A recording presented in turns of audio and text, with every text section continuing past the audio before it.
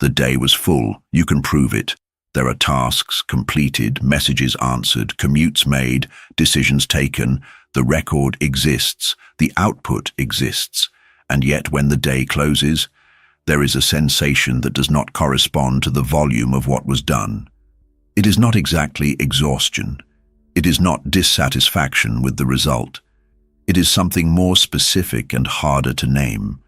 The sensation that the day went by without you having been fully in it, as if you had processed the events in sequence without any of them having had time to become real experience.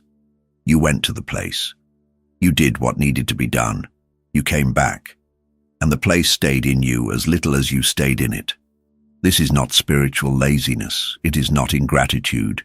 It is not the absence of some attention practice you should have adopted. It is something structural, a predictable consequence of a temporal regime you did not choose, but that organizes everything: how work is done, how rest is measured, how conversation is conducted, how thought operates. This regime has a central imperative that is rarely declared, but that can be verified in any hour of any day. No moment can be only what it is. Every present is immediately converted into a springboard for the next. What is happening now is already being processed in terms of what comes after. And what comes after when it arrives is already being processed in terms of what comes after that. You are here because at some point the dissonance between the quantity of what was done and the quality of what was lived became too large to ignore. Because the emptiness does not fit with the full agenda. Because something is not adding up, and the available explanation that you need more efficiency or more gratitude never quite worked. This video will not give you the solution to that. It will open the mechanism that produces it. And the mechanism, when seen clearly, is more disturbing and more precise than any answer the acceleration system itself could offer. There is a form of emptiness that does not have the appearance the word suggests. It is not paralysis. It is not the absence of activity. In fact, it is frequently the opposite. It is the emptiness that appears within hyperactivity, the sensation of existential insufficiency that coexists with the most loaded agenda, the feeling that something fundamental is missing even when everything that should be present is present. And the response the environment offers for that emptiness is, with disturbing consistency, more movement, more project, more goal, more destination to advance toward, as if the cure for the sensation of not having lived were to live even faster, even fuller, even more in the direction of the next horizon. You have already experienced this. You came out of a period of high intensity expecting rest to follow, and the rest, when it came, brought with it an anxiety that was not present when you were in motion, as if silence were harder to inhabit than agitation, as if stopping were more threatening than running. This is not a paradox. It is the regime's diagnosis. And the regime, when operated for long enough, makes silence structurally unbearable, because it is in silence that the questions the movement had suppressed finally have space to emerge. And you, without vocabulary for this, return to movement, not by conscious choice, for lack of a legible alternative. Think about what happens to an experience when there is no time for it to settle in. You eat, but your attention is divided between the plate and what comes after lunch. The meal happens. It was registered by the body. The metabolism did what it does. But it did not become a pause. It did not become a moment of presence. It was processed in parallel with something else. You talk with someone. But part of your attention is on the next thing you need to say, on the time available for the conversation, on the message that arrived while the other person was speaking. The conversation happened. Words were exchanged. Information was transmitted. But it did not become an encounter. It was an efficient transaction. You travel. You see places that, by the objective criteria of any observer, should produce a lasting impression. And the impression exists. In the photograph, in the account you give afterward, in your ability to confirm you were there. But the place did not enter you with the depth the experience promised. It stayed on the surface. It was processed, not inhabited. This is not a failure of personal attention. It is the predictable result of a regime that leaves no space for experiences to sediment, for something to move from the level of event to the level of real experience, the kind that stays, that changes something, that is different from not having happened. Sedimentation requires time. It requires the present to be allowed to last. It requires there to be intervals between one event and the next, where what was lived can be absorbed rather than immediately replaced by a new demand. Those intervals are precisely what the chronic acceleration regime systematically eliminates, not out of malice, out of logic. The logic of a system that treats efficiency as the supreme value, and that therefore treats any interval without production as waste to be filled. And when all the intervals are filled, when there is no space between events for them to become experience, what accumulates is not lived life. It is a processing log, a record of things that occurred without any of them having had time to become meaningful. The question this video poses is not how to slow down. That is the question the system permits, because it keeps the solution at the individual level as one more task to be incorporated into the existing regime. The more fundamental question is different. What does meaning require that acceleration systematically prevents? Because meaning is not a state reached with sufficient effort. It is a quality of relationship with experience that depends on specific conditions of temporality, conditions that the contemporary regime not only makes difficult, but renders structurally incompatible with what it calls normal life. Understanding this is not a nostalgic exercise. It is a precise diagnosis. And the diagnosis, when formulated honestly, permanently changes what you are able to see in the regime that organizes your days. To understand what acceleration does to meaning, it is first necessary to understand what meaning is, with technical precision, not with the vague vocabulary the topic usually receives. Meaning is not the pleasant sensation of feeling satisfied. It is not the confirmation that you reached a goal. It is not the result of a well-planned life executed with efficiency.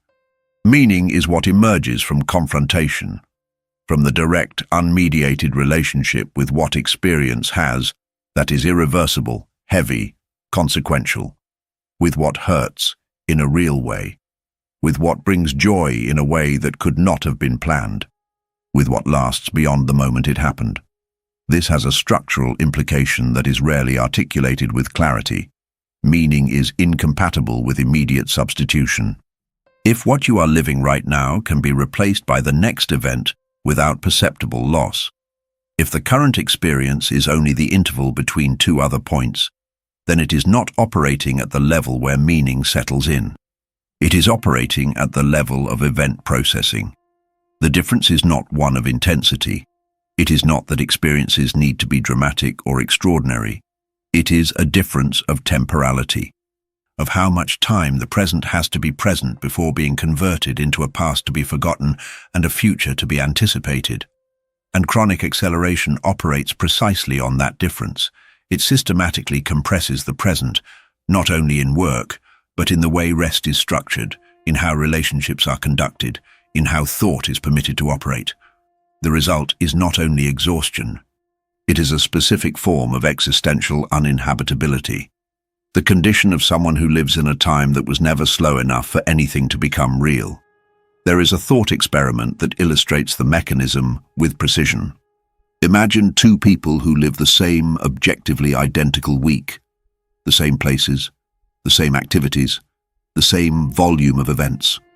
The difference is that the first person lives that week within the acceleration regime. Each activity immediately succeeded by the next, each interval filled with demand or stimulation, each present moment being processed in terms of what follows. The second person lives the same week, but with one structural difference. There are real intervals between the events, not long ones, but sufficient for what was lived to be absorbed before being replaced, for the conversation to be inhabited after it ends, for the visited place to keep existing in the mind after the body has left it. At the end of the week, both people have the same objective record, but they have radically different experiences, The first has a log, the second has memory, in the real sense of the term, something that continues to live internally, that can be revisited, that change something in a way that is still perceptible. Memory is not the storage of events. It is the sedimentation of experiences that had time to become real. And when the regime does not offer the time necessary for that sedimentation, what accumulates is not memory. It is the cognitive equivalent of a travel photo album of trips you can no longer remember having taken. The week passed. It is on the record, but it did not stay. And when nothing stays, when the accumulation of events does not produce an accumulation of experience, the emptiness that settles in is not the absence of content. It is the absence of the quality that transforms content into life. There is a difference between being in a moment and using a moment as a passage to the next. The acceleration regime systematically trains the second operation until it becomes the only one available. You learn progressively to be anywhere in terms of what comes after, the meal in terms of the meeting in terms of the result in terms of the next goal, and the present in that process loses the capacity to be present. It becomes merely the interval between two other points. The emptiness you feel is not the absence of events. It is the absence of moments that were allowed to be only what they were, without needing to justify their existence by what comes after. Meaning demands confrontation with what is difficult, slow, and without guaranteed result. It demands the kind of thought that produces no immediate output, the kind of relationship that has no measurable efficiency, the kind of pause that generates nothing beyond the act of being still. The acceleration regime does not prohibit these things. It does something more efficient. It makes them embarrassing. When the entire grammar of the environment treats productivity as the supreme value, the depth that produces nothing verifiable begins to seem like indulgence. You stop sitting with difficult thought, not because you were forbidden to, but because the environment made that sitting incompatible with the narrative of someone who is using their time correctly. Depth has not disappeared. It was rendered unproductive. And what is unproductive within this regime is disposable. Chronic acceleration does not suppress meaning through violence. It suppresses it through continuous substitution.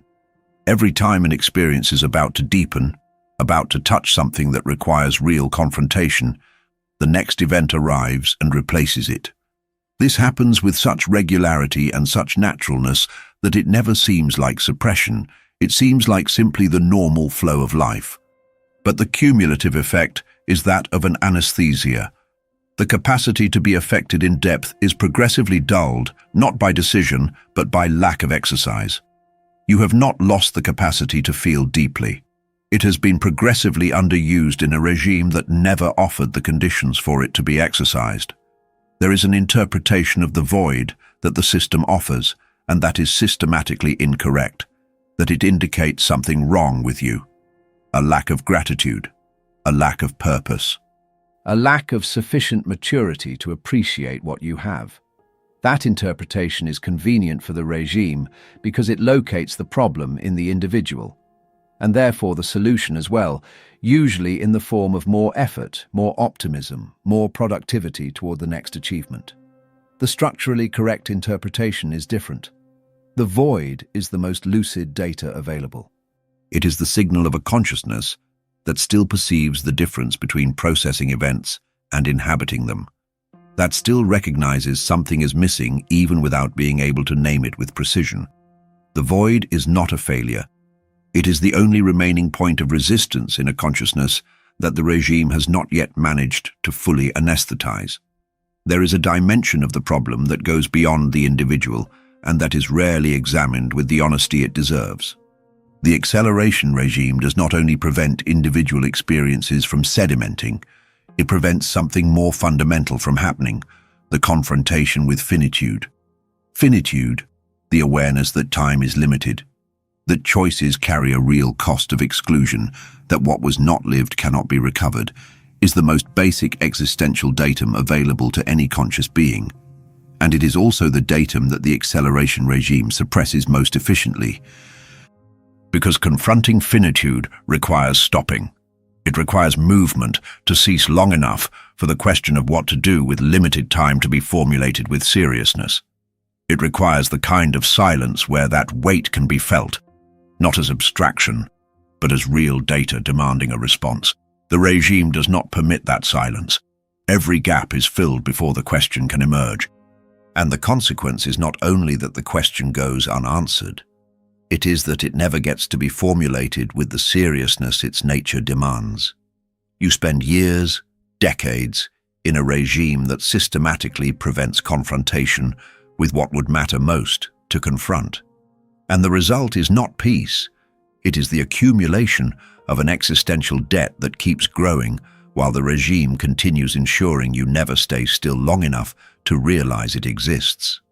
When the regime eventually fails, through illness, through loss, through a moment of collapse that cannot be filled, what emerges is not serenity.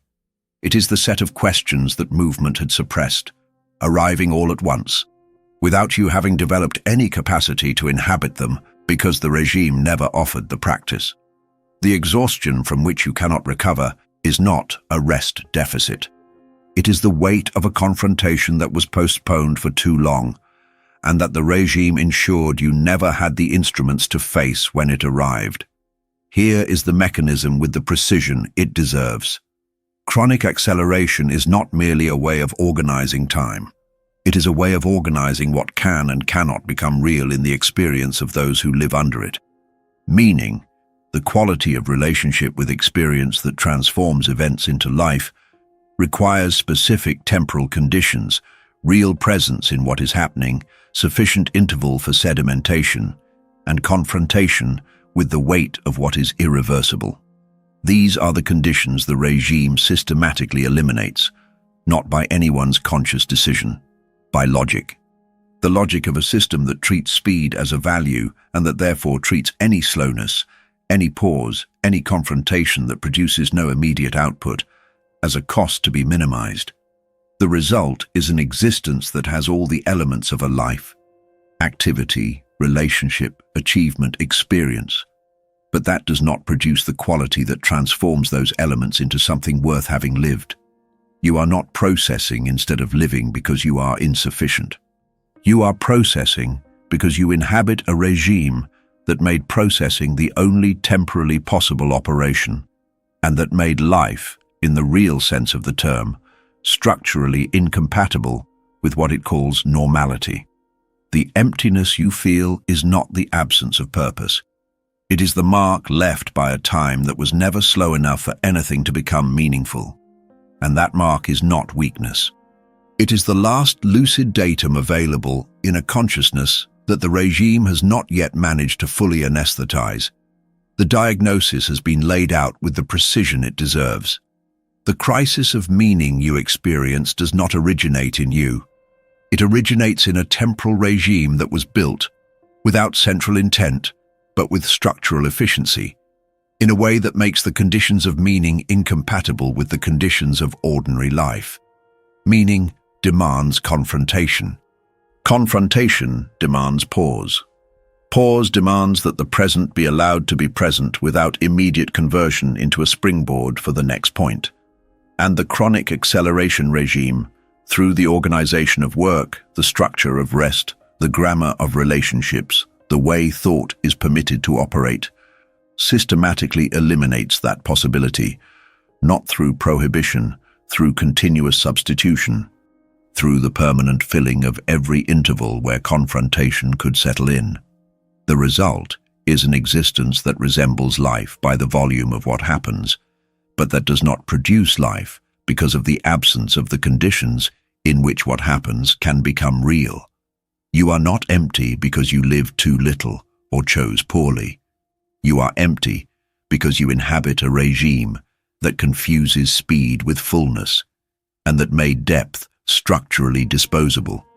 Now look at what this implies in relation to what you call rest. The rest the regime offers, the weekend, the vacation, the planned pause, is frequently built with the same logic as acceleration. It is efficient rest, optimized to produce enough recovery for the regime to continue. not a real pause in the regime. A pause within it, with its own protocols, its own markers of success, its own list of experiences to be processed within the available time. The vacation with an itinerary, the productive weekend, the leisure that needs to be justified by what it produced, the relaxation achieved, the battery recharged, the capacity to function restored. All of this is rest that serves the regime, not rest that interrupts it. The kind of pause that meaning requires is different in nature.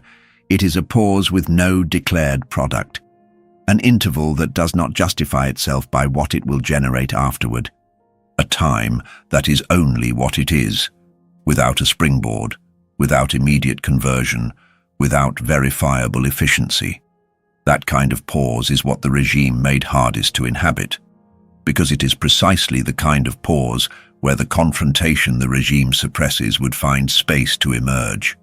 And you, formed within the regime, frequently experience that kind of pause not as rest, but as anxiety, as the sensation of wasting something, as the discomfort of not being productive enough with the available time.